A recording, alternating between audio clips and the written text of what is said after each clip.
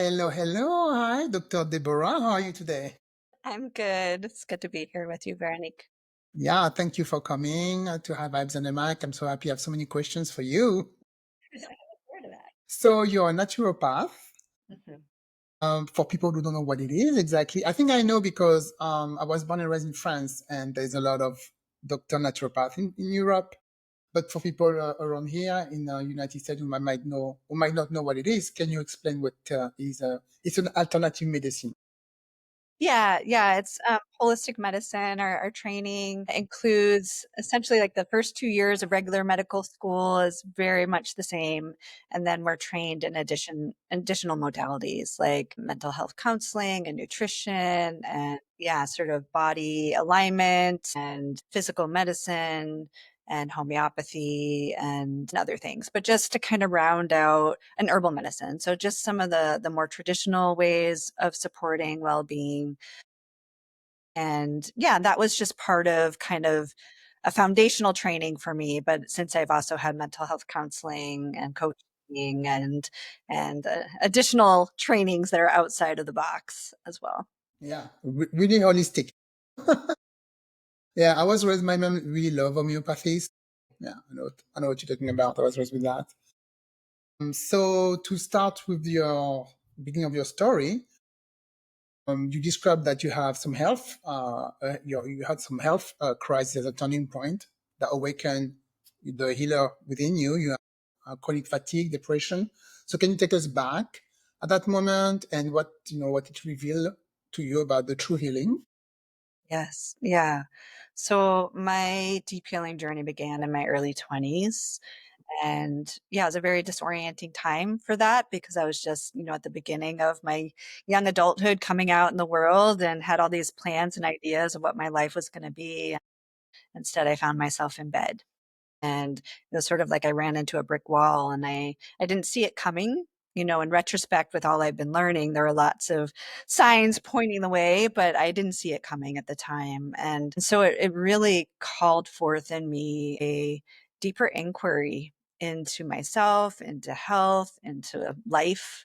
So what began as a very physical orientation with all these symptoms I was getting and seeking out doctors and their opinions led pretty quickly into a deeper dive into the mental emotional terrain and a spiritual connection with life, and also kind of an opening beyond more conventional framings of health and wellness. And out of that came a calling to explore naturopathic medicine, counseling, coaching, all the things I was naming before, and to have those trainings go alongside my own personal journey of discovery. And I was just finding that everything I was learning, I was wanting to share with others and recognizing that it felt like there were a lot of basic life skills that I was never taught that were really about how to care for myself, how to learn the language of the feedback of my body that's actually guiding me towards what brings me alive and what doesn't, what supports my well being, what doesn't. And out of that came the framework that I now work with that includes the 9 keys to deep vitality that are within my book, the Vitality Map, where I'm really trying to help everyone, learn these basic life skills and learn these orientations towards ourselves to come into a deeper level of self-awareness so that we can all really guide ourselves towards our most vital, alive state of being for these one lives that we each have. Sometimes you done something very late in life and you're thinking, if I had those skills when I was in my 20s, my God, the time I could have not wasted or, everything, I could have accomplished more. But maybe, it happens at the right time also. We don't know. Right, right. Yeah, it's like we all come into those moments in our life, when they're called to us and when life brings us to our knees or whatever, evokes that deeper inquiry or realization. Yeah, but what would it be for us all to learn these awarenesses and skills when we're kids? Just to have that be part of how we're guided, in our young years. Exactly. There's some school around here that they include no yoga for kids in Hmm, the curriculum. I think that's really good for them. Or meditation, in the curriculum. I think that's really important. yes, And so you supported a lot of women through a lot of power life transition, like burnout, yes. big things. Everybody went through that. Menopause, grief, and more. So what do you believe would be the first step for someone to reclaim vitality during this time? Mm. Yeah, the first step, I think, I mean, it sounds simpler than it is, but to really come home to ourselves, to slow down enough to really get connected with who we uniquely are here to be, with what our truth is. Like one of the keys that I teach about, I call aligning with your yes. And I feel like it's one of the biggest missing pieces in the conversation around self-care and health is if we're investing our life energy where we're not getting returns, it's like a leaky life bucket, right?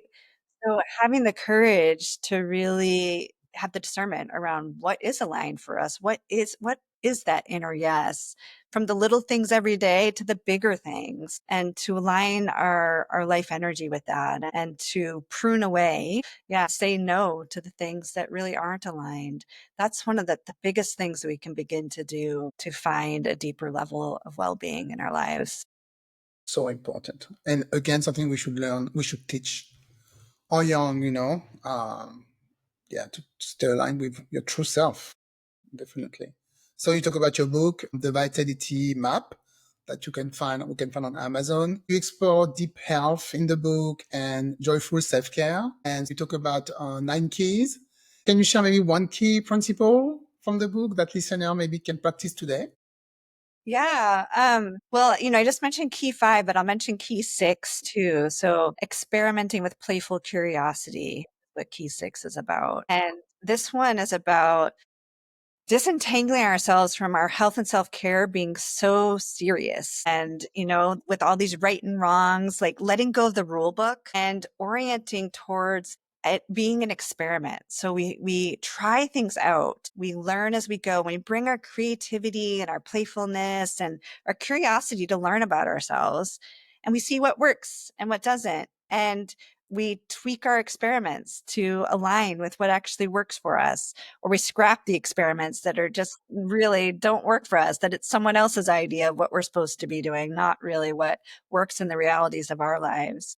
And yeah, and you can just start doing that right now. So letting go of that long to-do list, that long self-care to-do list, and instead tuning in, like, what's one thing that I've really been called to change in my life? And I've had this idea, that it would really be very life-giving for me.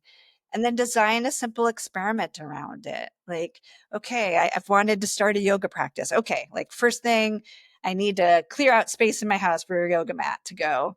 I need to put that out so it's front and center and I see it. And then, what time of day does that work for me in the flow? Not again, not what someone else thinks it's supposed to be or what I, yeah, sort of have as a should, but where does it actually work into the flow of my day? And then, yeah, begin to practice, like try it out. Like, okay, like it's after I do have my breakfast in the morning. That's what works best.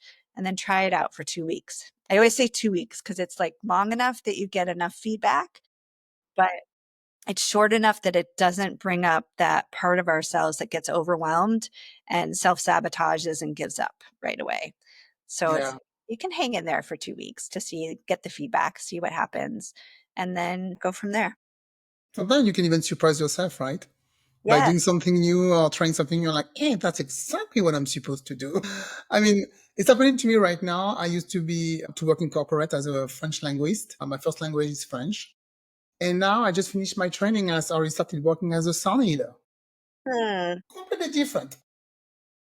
Right. But yeah, it was my calling. So Right. And trusting that, yeah. having the courage to completely pivot and find, yeah, what really brings us alive and to do those things. Yes. And so you've spoken about feeling a bit disconnected from the heart of medicine during your formal training. So how did you bridge the gap between traditional education and the deeper healing work that you do? How Hmm. do we reconcile this? Yeah. Yeah. Well, in my own journey, it's like and this is me sort of finding the right alignment for me too, right? So it's like I was learning all these things, but I was also in my healing journey at the same time. And so I was able to just see like what was supportive for me and what was not, what was missing from the conversation. And that was where the 9 keys came from. It was just this ongoing inquiry of what was missing from the conversation. What was I not being taught that I was finding was actually some of the more pivotal things for my own healing. And designing then, as I graduated and came into my own business, designing my business around that so that I was bringing that to other people and designing my business around my own passions. Like one of the things that I have found to be what like such a huge healing for myself and others is coming together in community, like being on a shared journey with others where we get to recognize that, oh, it's not just me. Like we all have these voices in our heads that are, shame voices or judgmental voices that tell us there's something wrong with us or we should be doing better or we should be doing more. And then we come together in community, we recognize, oh, we all have those kinds of things going on. Or like my story is completely different than this other person.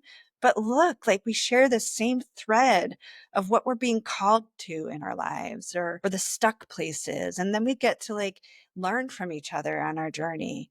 So a lot of my business, Vital Medicine, is oriented around bringing people together in community to have that shared healing journey. And I think just in our modern day age, so many of us are disconnected from that kind of support. And particularly when it comes to kind of that deeper journey of aligning with, who we're here to be and our health and healing.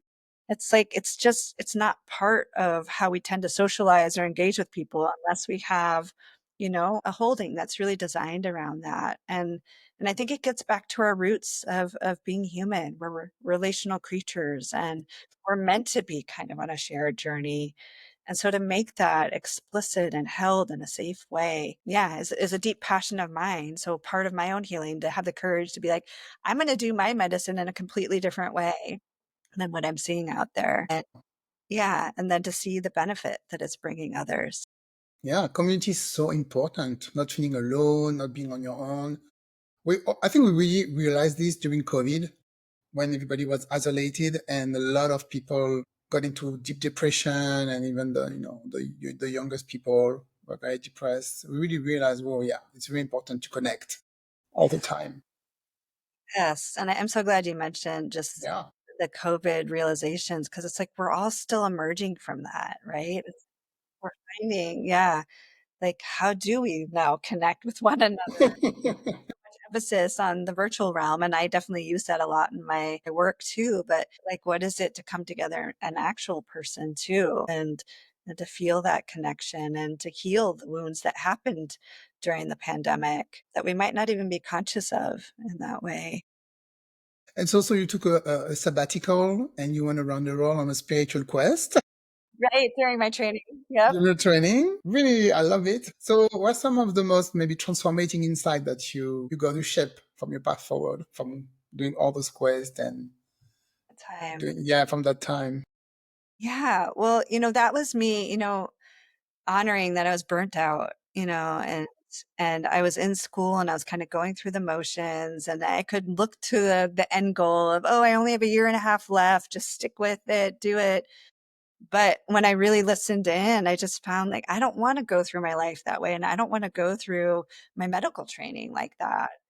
And so I did, I it was a scary choice, but I chose to put pause on that formal training and take a break and go on this journey with a couple of friends. And we had a lot of intentionality around how we were exploring, but a lot of it was sort of that deeper learning because I was still on my really conscious healing journey of emerging from the chronic fatigue and discovered that like during that time, I found my life energy again. Like I had this energy and I wasn't doing all the protocols I'd been doing before. I wasn't, sort of all wrapped up in all the ideas of what I was supposed to be doing to get healthy.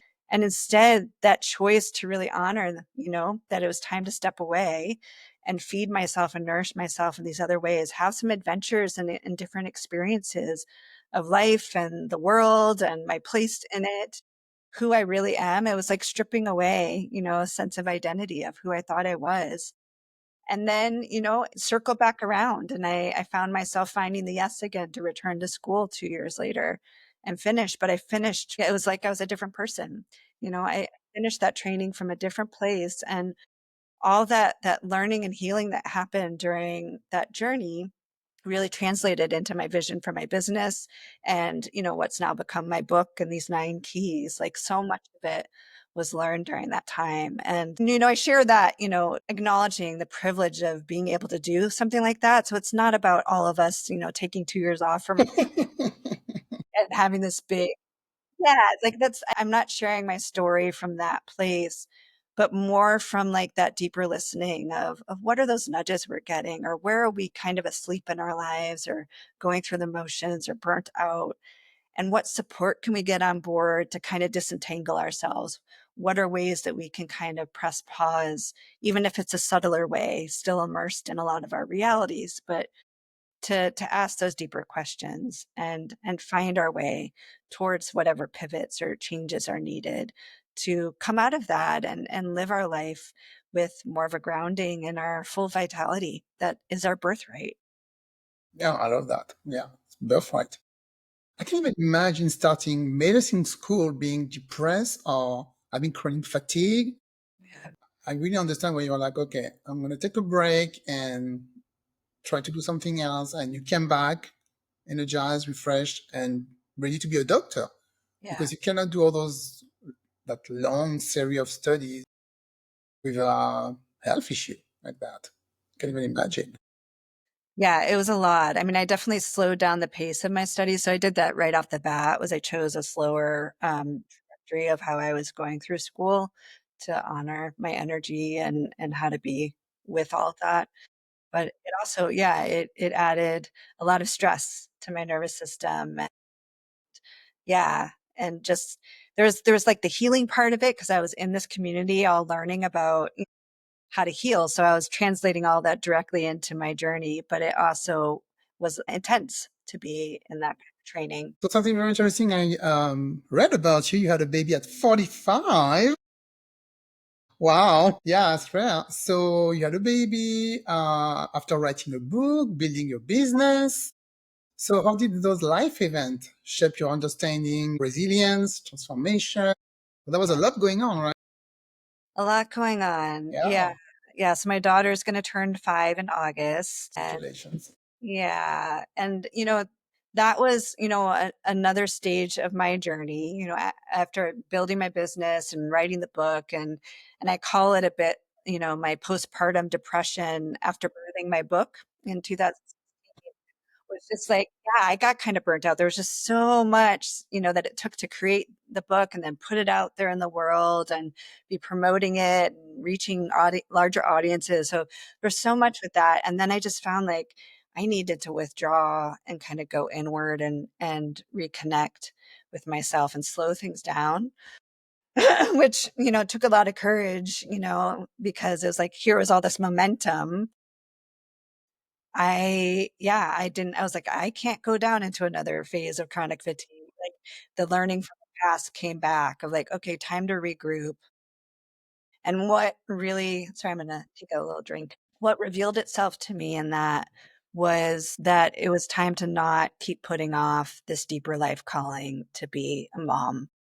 Yeah. Yeah. And just that, my relationships at that point hadn't been aligning for that. And yeah, so kind of really looking inward of what was needed to bring this into being, this, and not knowing if it would happen, right? It's like we don't Yeah. know in terms of that's such a mystery. So it was a miracle. Very much. Yeah. So I had some years of focusing more on trying to have a child, and it was a very up and down trying journey that, yeah, just kept me connected to that inner trust of, yep, even though this is really hard and it's not happening, that I keep feeling the yes. And I stayed with that. And I found sort of an unconventional path towards motherhood. And yeah, and Amy arrived when I was 45 years old, just right at sort of the end window that I was giving myself to keep trying. Yeah. Yeah, and it's been amazing. It's yeah, the biggest blessing of my life. And really, now that I'm in a phase of being in my business as a mama, it just really helps to anchor in what really matters and what my priorities are, and balances out all that passion and creativity for my work with, yeah, the home life with her.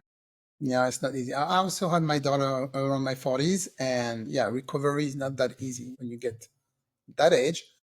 And oh, I love also how um, here they call you, they call you, what is the name again? After 35, geriatric. Oh, geriatric. Oh, I Geriatric, our pregnancy, I'm like, excuse me, who came up with that word? A man? right. Yes. But, I'm not geriatric, I'm 35, I'm geriatric, I'm serious. Like you Yeah. should start having babies at 15, if I understand well. Goodness. Yeah. There's so many demeaning, So patronizing negative. Yeah, terms for women's health. Like, yeah. I Yes. know. That's something, yeah, we should take care of in the medicine area. Change some terms, okay? Yes, for sure. That's not positive at all. So talking about your practice, so your clients are more so women. Is it for women or is it for everybody? Because anybody can be burnt out, right? Right. My primary audience is women and mostly women in midlife, like 40s to 60s. But I do in my one-on-one practice, I'm open to anyone working with me. It's more the groups now that I've designated as spaces for women. And yeah, and I have a mix of different programs. Virtually, I work one-on-one coaching, and then I have different women's circles that, yeah, different levels of engagement, including my signature program, Vital You. That's a 9-month program that's a hybrid retreat program and virtual program. Where are the retreat? Where are they located? Right now, they're on Whidbey Island outside of Seattle. That's Uh, nice. yeah, Oh yeah, it's an yeah, island. I'm already interested. yeah. It's such a beautiful place. Yeah, I've used different retreat centers at different times for this program, but Mhm. yeah, definitely in the Northwest, even if I Okay. retreat centers. But And yes, how long is the retreat? each retreat is 3.5 days. Okay. Yeah, and so there's 4 retreats over the 9 months and then virtual support in between, and it's a small cohort of women, so that's my most comprehensive program, and I absolutely love it. It's yeah, I just completed the first retreat of this new cohort, and it just leaves me feeling so deeply aligned with what I'm here to bring, like I was saying, just that uniqueness of the mix of my medicine, my unique medicine. Yeah. And so the 9 months program, that's something people can do online also. You offer service online Yeah, so for the the 9-month 9 month, for program right instance. now is the hybrid, so there's in person and online, and I do have virtual circles as well, and we'll have a new program starting in the new year, that will be just online, and then, yeah, ongoing support, and my one-on-one is all online. Okay. Yeah, so Yeah. anywhere can engage with me. Yes. Yeah. A lot of women need this kind of circle for menopause because I'm telling you, I'm in the range of this. So far, so good. I'm not going to complain, but a lot of my friends are Yes, losing their mind.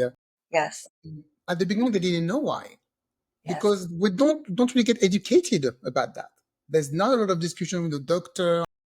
One of my friends, she was talking about that yesterday. Her OBGY was so kind of rude and didn't want to acknowledge that she had issue like, brain fog and stuff like that. And she just told him, it's just aging. You're just aging. No, she wanted to talk about maybe, therapy or hormone replacement, stuff like that. And that doctor wasn't really open to this. So, I mean, I'm sure, people like to have some program to help them go through that. Because I see that you do menopause, grief, and burnout. So what do you offer, for instance, somebody's come to see and say, I'm losing my mind. I think I'm in menopause. I don't know what's going on. What would be yes. something you would tell them? Yeah, well, yeah, thank you for bringing that up. It's tragic, just the state of the medical training. So, we just have a whole generation of doctors who have no clue how to support women in menopause. And so luckily it's becoming more and more in the, general conversation. And there are some really active doctors who are well informed who are trying to educate people about it. But we have a long way to go. Yeah, and I'm in it as well, perimenopause time, and it's been very humbling, you know, given my Yes. background and all the ways that I know to care for myself, and then to find myself with these insomnia patterns and other symptoms, and I'm like, "Whoa, what is going on?" And it's kind of, it's been eye-opening where it's like, even with all my background and training, just how until I'm in it, until I'm living it, I Yeah. didn't really have a clue about a lot of it too. Like generally I did, but it's, yeah, it's such a different thing to be in it. And the programs that I offer and support around menopause are more kind of bringing the community around it so that people are actually sharing with each other and sort of in that deeper transformation that this midlife menopausal time is for so many of us, where it is like a stage of life change that is not, considered a rite of passage and honored as a rite of passage in the ways that it actually is for us as women, because yeah, it is so ignored in our broader culture. And there's so much stigma, that gets attached. And yeah, and then, I offer resources and referrals for people who specialize in more of the treatment Okay. aspect of it. That's not something that I do myself, but yeah, Yeah. You mentioned sharing. That's really important because another friend also, she was telling me, I don't understand why. So she has her own group of friends. She's like, I don't understand when that group of friends, nobody's talking about menopause or menopause. I know we're all the same age and nobody wants to share. When I ask question, it's like it's embarrassing. Women don't want to talk about it. Oh, she's not originally from this country, so she said maybe it's in America only. I don't know. So I'm like, maybe because they're not going really through it right now, so maybe they don't even know the symptom. They think it's normal, right. to have brain fog or thing like that. But she knew something was wrong. She's like, I think I'm losing my mind, and it took her a while to realize. Right, to actually even connect it to Yeah, this really significant life change and the hormonal shifts and the way the hormones are going all over the place. exactly. Yeah, Yeah, she but was it forgetting everything. She was right, forgetting to everything. pick up the kids, to do this, to do that. She was forgetting everything. She was like, I'm losing my mind. But now she found a good doctor that really is good for her. So Wonderful. yeah, Yeah. she's back to normal. I'm glad to hear that because so many people don't find it and don't I have that know. framing, and it gets diagnosed or labeled a lot of other things. And again, adds to that sense of shame and self-judgment when really it's can be supported in so many ways. Um and to actually connect with others and have real honest conversations around what we're navigating and the experience. There's a whole range of experience for people that are going through this transition, and to normalize whatever your version is. And it can change over time too, as we get to different stages of the process. Is this something we can do better with homeopathy? There's some stuff you offer for that? Using Eh, homeopathic medicine. Homeopathy, or homeopathic product, or maybe herbs, something like that. Do you Yeah. offer? And again, I tend to refer out for those things. Those Okay. are sort of general trainings I had early on, but the way I've sort of focused my practice is more in the mental, emotional, spiritual, and then offering these group spaces. Okay. So it's Yeah. more support what you Yeah. offer. Yeah. Okay. Okay. Got it. So yeah, so it looks like, yeah, you have transition. You had a lot of transition that you navigated. So from health challenges, career shift, personal reorientation, and so what do you think helped you stay grounded in your purpose? To stay grounded in my purpose. I That's a mean, big question. the first thing that showed up for me with that question is, even though I wouldn't have said this at the time, just the gratitude of having had that health crisis at such a young age, Mm, because it really it brought a level of clarity and commitment to my own unique journey at a young age that I don't think I would have had. Just the courage to keep staying true to me and to stay true to what brings me uniquely alive, what my path is. And I think that's carried forward throughout my healing journey, as well as in my business and in my life, like designing a life that works for me. I know that if I tried on some of the lives I see, versions of living that I see other people do, I'd probably spiral down into chronic fatigue again. But just like for my constitution, for my wiring, for who I am, like, I'm extremely sensitive to that alignment. When things get out of alignment, I get feedback really quickly. that's good. And I think, part of it is I've refined being able to listen to that feedback because of that healing journey starting so young. But also, yeah, it's like we're all wired differently in terms of that. So that that commitment is just it's sort of non-negotiable inside of me. Like I'm committed to staying true to me and being my own best guide that I can be in this lifetime. And yeah, that just it's sort of unwavering inside of me. And it's not to say that I don't get off track and need to find my way back, but it's really deep inside of me. Yeah, it could be scary, right? To really trust your new version of yourself, because I know you said that you talk about crossing the threshold into a new version of of ourselves. So, do you know what the process will look like, and how do we trust? We begin to trust it, that process, and be okay. Yeah, I'm on the right. Yeah. Yeah, so, there's a general kind of arc, that I can name. And, some people, there's lots of different names for it in different cultures throughout the world. But that deeper transformation of rebirthing, sometimes it's called a hero's journey or a heroine's journey. But there's different stages to it that you can identify. There's the part where you start to get that really clear feedback, like, this is not working for me anymore. Sometimes it can show up as burnout or an illness or losing someone close to you or something else that sort of rocks your world and sends you on this journey. And that's beginning. And so there's a moment or a time where it's like you need to disentangle from who you were and what you are identifying with, and then enter into this rebirthing process. And then you go into this phase which can feel sort of like a liminal phase where it's like you're not who you were before, but you're not who you're becoming, and it can be very disorienting, and it can feel sometimes like you're in the underworld. It can be painful, there can be a lot of emotion, there can be sort of, yeah, just a bit of a groundless feeling of like, I don't know what I'm doing, but I am clear that that wasn't working for me anymore. And this is where bring support on board can be so helpful to find your feet in the midst of that in between time. And then there can be like what I call I had this last year as I was reemerging in my business more fully after having my daughter and focusing on being a full-time mama to her for her first few years. Like I had this time where as I began to reemerge in my business where it felt like my little seedling stage. Where it's like I was emerging, but it's like it felt really vulnerable. And there was still a sense of not quite being sure who I was or what I was, blooming into or blossoming into. And that can be sort of the beginning of that sense of kind of coming back out and rebirthing, but needing to really tend to that time of that new identity or that new sense of self or that big life pivot to be focusing in a different direction with your life energy.